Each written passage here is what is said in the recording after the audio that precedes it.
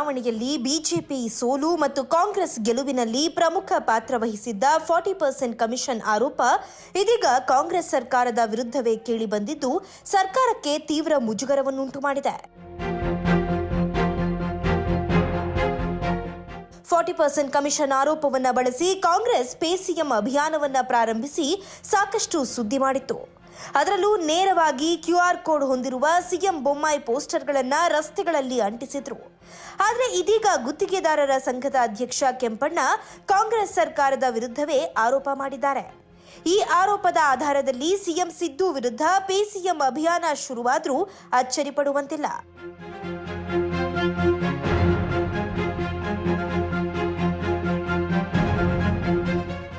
ಇಂದು ಸುದ್ದಿಗೋಷ್ಠಿ ನಡೆಸಿ ಕೆಲ ದಾಖಲೆಗಳನ್ನು ಪ್ರಸ್ತುತಪಡಿಸಿ 40% ಕಮಿಷನ್ ದಂಧೆ ಸಿದ್ದರಾಮಯ್ಯ ಸರ್ಕಾರದಲ್ಲಿ ಮುಂದುವರಿಯುತ್ತಿದೆ ಎಂದು ಕೆಂಪಣ್ಣ ಹೇಳಿದ್ದಾರೆ.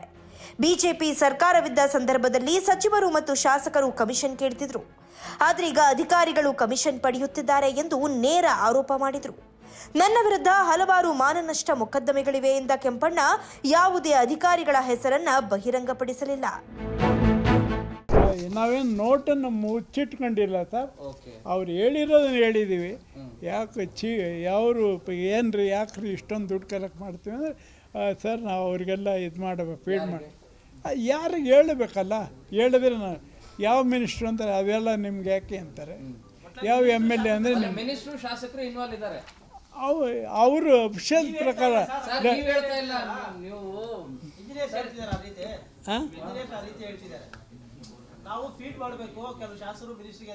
ಅಂತ ಹೇಳಿದ್ದಾರೆ. ಅದೇ ಅದಕ್ಕೆ ಹೇಳೋದು ಅಧಿಕಾರಿಗಳನ್ನ ಸತ್ಯ ಇರೋದು. ಈಗ 4-5ನೇ ತಾರೀಕು ಒಂದು ಸಮ್ಮೇಳನ ಮಾಡ್ತಾ ಇದೆ. ಅದರಲ್ಲಿ ಚೀಫ್ ಮಿನಿಸ್ಟರ್ಗೆ ಡೀಟೈಲ್ ಎಲ್ಲ ಕೊಡ್ತೀವಿ, ನಾವು ಕೊಟ್ಟು ಹೇಳ್ತೀವಿ. ಅವ್ರೇನಾದರೂ ಅದನ್ನು ಇದು ಮಾಡದೇ ಇದ್ದರೆ ಅದಕ್ಕೂ ಮುಂದೆ ಹೋರಾಟ ಮಾಡ್ತೀವಿ. ಎಲ್ಲ ವಿಷಯದಲ್ಲೂ ಬಿಡೋದಿಲ್ಲ ಇದನ್ನು. ಇದೇ ಸಂದರ್ಭದಲ್ಲಿ ಸರ್ಕಾರ ಯಾವುದೇ ಆಗಿರಲಿ ನಾನು ಹೆದರುವುದಿಲ್ಲ ಎಂದು ಹೇಳೋ ಮೂಲಕ ಕಾಂಗ್ರೆಸ್ ಸರ್ಕಾರಕ್ಕೂ ಎಚ್ಚರಿಕೆ ನೀಡಿದ್ದಾರೆ. ಹೇಳಿದ್ನಲ್ಲ 5 ಡಿಫಾಮೇಷನ್ ಕೇಸ್ ಇದೆ ನನ್ನ ಮೇಲೆ ಅಂತ, ಇನ್ನೊಂದು 5 ಹೋಗಲಿ ಅಂತೀರಾ?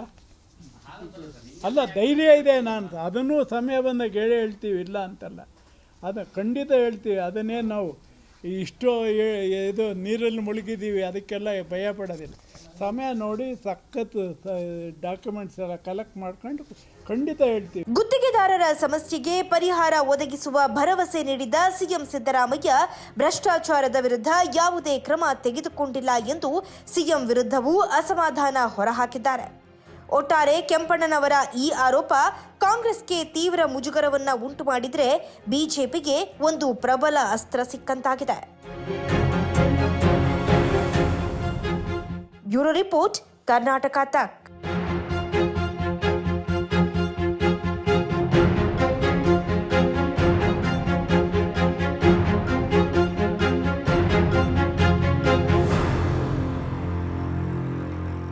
ಬೆಂಗಳೂರಿನಿಂದ ಮಂಗಳೂರುವರೆಗೆ, ಬೀದರ್ನಿಂದ ಚಾಮರಾಜನಗರದವರೆಗೆ ನಿಮ್ಮ ಸುದ್ದಿ ನಿಮ್ಮದೇ ಭಾಷೆಯಲ್ಲಿ. ಕರ್ನಾಟಕ ತಕ್.